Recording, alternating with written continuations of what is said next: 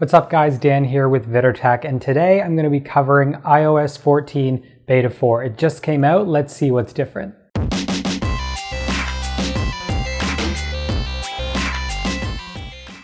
Okay, so the first thing that I'm going to say about this beta, and really all of the previous betas, is that you're going to get a performance boost. And this is something I've never said before when it comes to an iOS beta. They're usually pretty unstable and I wouldn't recommend updating, but in this case, it's actually really good.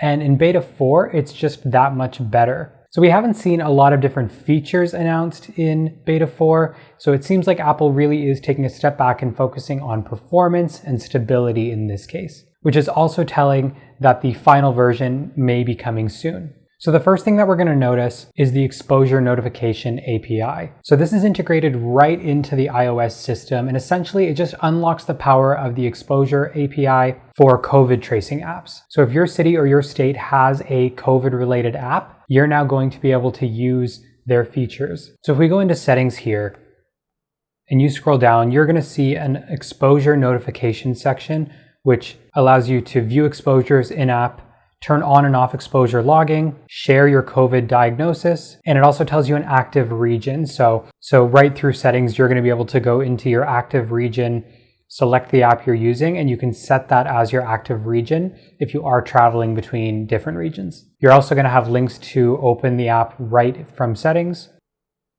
and that's going to open your exposure app right there. So that's probably the most significant update, but there are a few others to get to, so let's get into those. So if you're somebody who has Apple TV Plus, you're now going to find a brand new widget for that.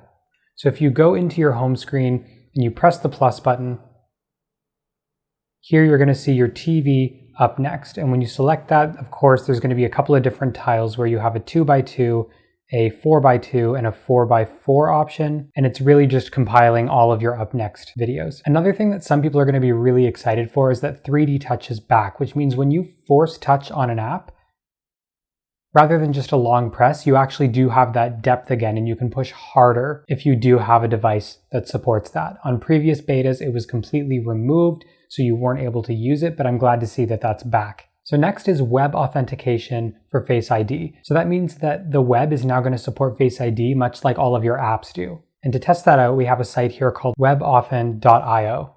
We register, use Face ID, and it actually gives you an option to log in.